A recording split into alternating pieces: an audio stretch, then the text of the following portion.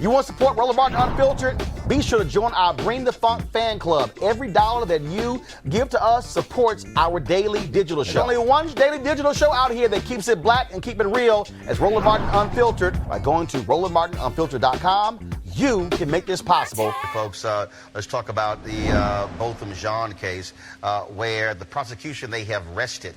One of the things they did today, Erica, is they talked about why Amber Guyger's, why her uniform was so spotless. So when the first responders were there trying to save the life of Botham Jean, she was over in the corner texting. They really went after her on that. The defense, of course, said, well, she was letting the EMTs do their job. Well, that's not really the case there. The prosecution, again, the trial started on Monday. Today is Thursday. They're resting their case. We'll now see what the defense looks like. The bottom line here is that they've had some emotional testimony. Prosecution has portrayed Amber Guyger as somebody who was indifferent, who should have understood she was in the wrong apartment, and they've been poking holes into the defense's whole case as somehow Jean was so close to her, she had no reason to shoot him, had no other reason to shoot him. In fact, the defense keeps even saying where Botham Jean's shoes were lying when the EMT came in. Prosecution said that means nothing because they moved his shoes aside to try to save his life. It's been really interesting watching how the prosecution has been dismantling their case. Right, and day 4 has definitely been a productive day. It was really good to see that the crime scene analyst also testified under oath that the shell casings where they were found, that does not necessarily mean that that's where the gun was shot. So I'm hoping that with the level of testimony that's being given at this trial from, you got your crime scene analysts, you have investigators, that, and particularly because the family is not going away, like they're continuing to put on pressure, that there would definitely be positive outcomes, at least for this police shooting.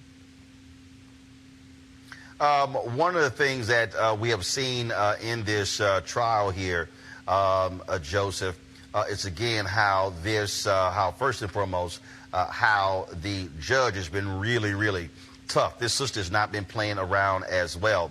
And what we now know is that based upon the testimony, chemical testing showed there was no blood on Amber Guyger's uniform.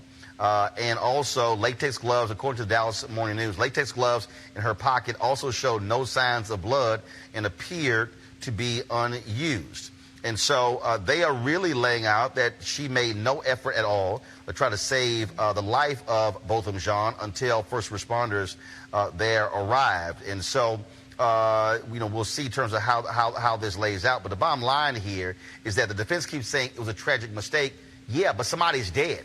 Well, it's a tragic mistake that she really didn't do a whole lot to correct, given those facts. I mean, the glove stayed in her pocket. She wasn't in there trying to save his life.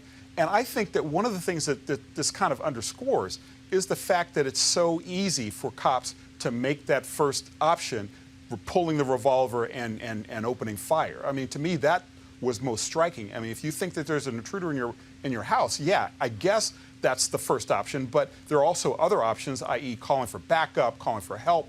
And even after she discharged her service weapon into Botham Jean's chest and made no effort to save him, her first text was, besides calling 911, her first text was to her partner telling him that she had fucked up. I mean, it's staggering to think about the sequence of events here and that there really was no effort on her to save the life of somebody who she just blew away. I mean, to me, I think that speaks more than anything else, but we're still in Dallas. We're still having a white police officer on trial for killing a black man.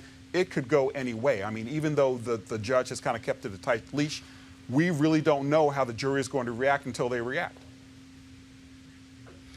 Greg, what we have here, prosecutors also were very clear. One of the things that they laid out is that they're blasting police, saying that Amber Guyger received special treatment from cops on that night. It's interesting to have prosecutors do that, but they make it perfectly clear as a part of their story that she got the benefit of the doubt because she was a cop. They did not approach this as it would any other case. No, I mean, and you make this point consistently, Roland. This is the power and the importance of electoral politics. You have a prosecutor's office that is going after her, as well they should. You have a judge that is sitting there, is going to, as we just heard Joseph say, keep as tight a rein as possible on this. And we know that you have to have that to even have a shot. Because again, you know, the reporting is that she's going to take the stand.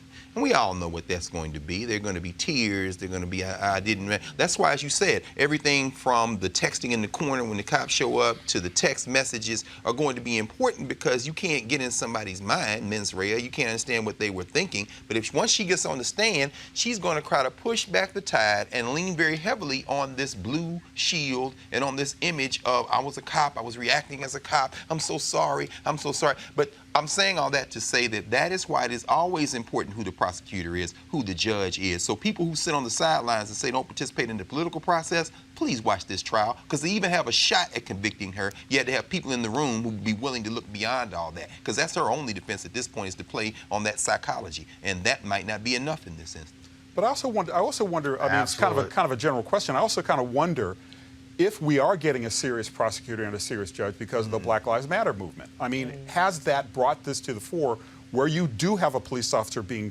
prosecuted for murder for shooting an innocent black man? I mean, I can remember not too long ago, or it's not that difficult for me to imagine, that nothing would have been done, you know, maybe 10, 15 years ago. So I just kind of wonder if that's part of what the evolution of the Black Lives Matter, and if there's if this is some actual fruit to bear that they can point to about the whole movement to protect black men and black lives in the street.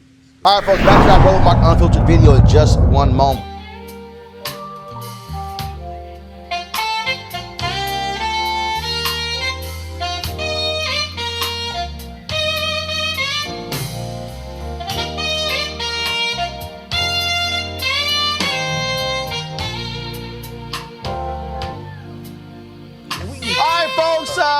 November 7th through the 11th, of course, Luxe Jazz experience taking place in Cabo. It's going to be fantastic. Gerald Orb right there, my alpha brother, is going to be one of the folks performing there. It's top-notch music, food, golf, spa, all that good stuff taking place at the Omnia Day Club in Los Cabos, nestled on the Sea of Cortez in the celebrity playground of Los Cabos. The Luxe Jazz experience offers the ultimate getaway for discerning jazz aficionados. It's going to be a fantastic time.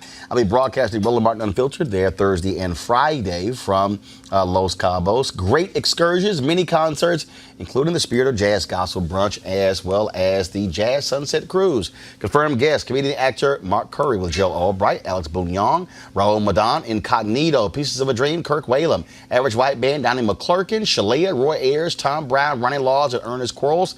For more information, please visit www.lifeluxejazz.com, LIFELUXEJAZZ.com. You want to book your package real soon to get those airline tickets as well.